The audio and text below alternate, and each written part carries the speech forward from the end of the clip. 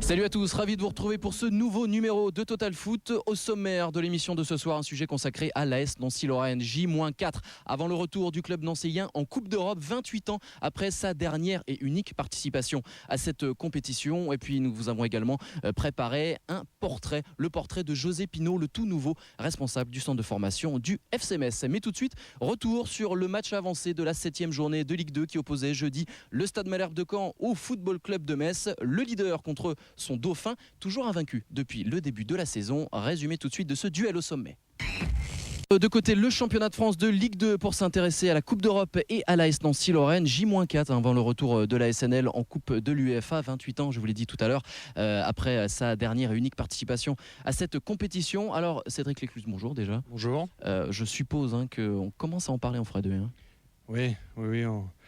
Vraiment, on en parle tous ensemble parce que c'est un moment important.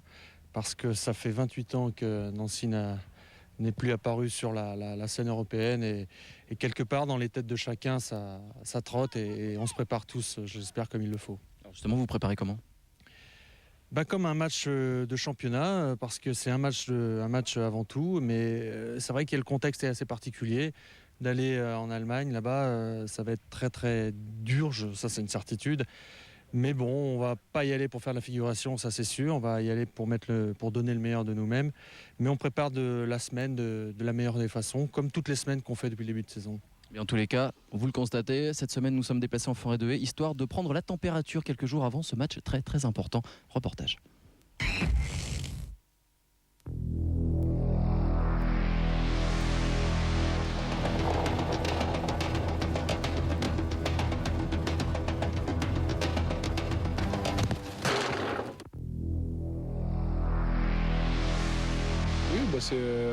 Ça faisait quand même 28 ans que la ville, le club, les supporters attendaient ça.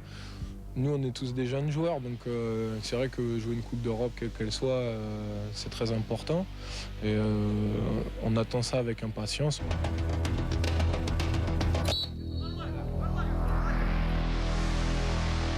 C'est du costaud, et c'est tant mieux, quoi. Parce que je pense que voilà, j'ai rien contre les petites équipes, mais bon, toujours rêve de jouer la crème du football. Maintenant, on a la crème du football. Maintenant, voilà, c'est à nous de nous hisser à ce niveau. Je pense que sur un match, on est capable de tout faire. Et voilà, on l'a déjà prouvé. Maintenant, voilà, il faut continuer à prouver tout le bien qu'on passe de nous.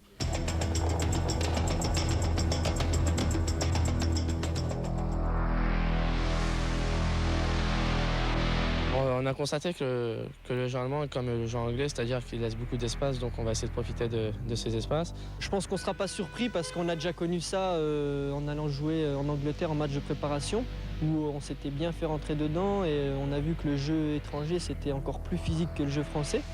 Donc sur ce point, je ne pense pas qu'on sera trop surpris, mais c'est clair que si on veut ramener quelque chose de là-bas, il ne va pas falloir se faire marcher dessus et mettre le pied et être très costaud.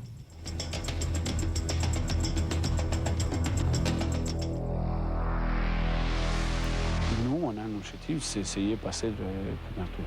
Et le premier objectif, c'est déjà essayer d'aller à Schalke et ramener quelque chose. Et après, ici, essayer de plier. Ça, on essaye. Après, ça passe pas. Mais le premier objectif aujourd'hui pour les groupes, et je ne parle pas autant qu'entraîneur seulement, je parle pour les groupes, c'est passer le premier tour. Et dans les prochaines interviews, je vous dirai ce que je pense pour l'avenir. Allez, on va maintenant parler du FC Metz. Bon, ce n'est pas une nouveauté. Il y a eu énormément de changements cette saison au sein du FC Metz. Beaucoup de départs, beaucoup d'arrivées. Un nouvel entraîneur en la personne de Francis De Tadeo, qui était le responsable du centre de formation du FC Metz. Alors forcément, De Tadeo parti, il a bien fallu le remplacer. Et les dirigeants messins ont choisi José Pinault pour être le nouveau responsable de la formation messine. Alors portrait, histoire de faire davantage connaissance avec lui. Et juste après, ce sera les brèves.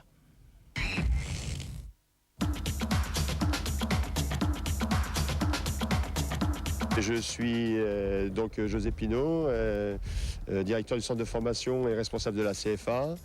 J'ai 41 ans. Attention, coup de sifflet, on change de sens. J'ai évolué à Beauvais très longuement. Et puis après, j'étais entraîneur successivement et à Beauvais et à Troyes en Ligue 1, à Angers en Ligue 2. Et donc depuis cette année, je suis au FC Metz. Cet homme d'expérience avait donc le CV idéal pour reprendre la place laissée vacante par Francis de Tadeo. Et il n'a pas fallu beaucoup de temps à José pour adhérer au projet Grenat. Notre mission ici, c'est de continuer à développer et à véhiculer la meilleure image de la formation dans la région. Et puis avoir un petit peu conservé l'état d'esprit. Un état d'esprit plus soudé puisque cette année, groupe pro et réserve ne font qu'un, les entraînements ayant lieu en même temps et sur des terrains voisins. L'objectif, c'est de bien fonctionner pour être les plus efficaces possible. Et en l'occurrence, dans ce mode de fonctionnement qu'on a depuis cette année, je suis au quotidien en relation donc, avec Francis de Tadeo et tout le staff. Et puis à la fois, je fais le lien aussi avec les entraîneurs des 18 ans, Olivier Perrin, Jean-Robert Fauché qui s'occupe des 16 ans, Denis Schaeffer.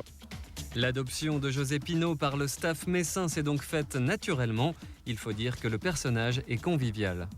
Mon intégration s'est bien passée, certainement au fait que j'ai trouvé les gens qui ont été très accueillants, mais pas simplement avec moi, mais avec les autres personnes qui étaient aussi nouvelles ici.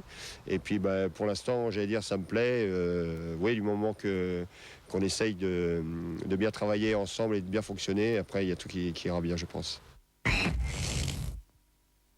Toute la famille du football lorrain est en deuil. Manolo nous a quittés dimanche dernier. Figure emblématique du stade Saint-Symphorien, toujours coiffé de son sombrero et armé de son tambour, Manolo laisse bon nombre de supporters et amis derrière lui. Auprès du public, je pense que ça représente une image, je dirais, joyeuse. Et conserveront très certainement de Manolo cette image d'homme présent d'une part, mais surtout très attaché au club et toujours présent.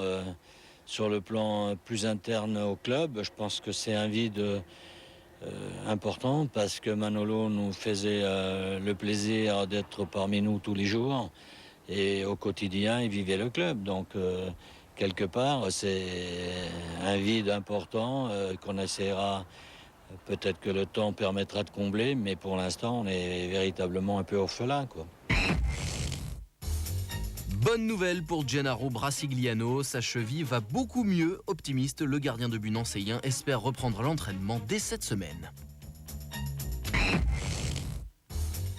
La SNL a investi dans une nouvelle tondeuse high-tech. Cette drôle de petite machine fonctionne en permanence et en totale autonomie sur les 2 terrains utilisés par l'équipe pro. Elle coupe 2 mm de gazon à chaque passage et détecte toute seule quand il n'y a plus d'herbe à couper. Une première en Europe. Voilà, Total Foot, c'est fini pour aujourd'hui. Merci de nous avoir suivis. On se quitte avec les prochains rendez-vous. Rendez-vous jeudi avec l'AS Nancy-Lorraine qui jouera le premier tour de la Coupe UEFA. Match aller à Schalke.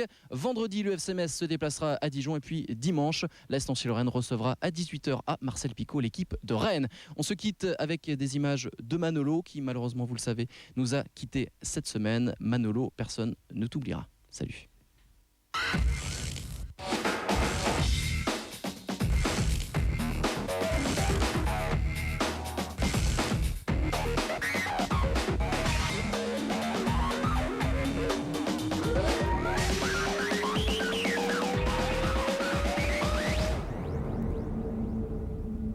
Voilà donc pour le foot maintenant.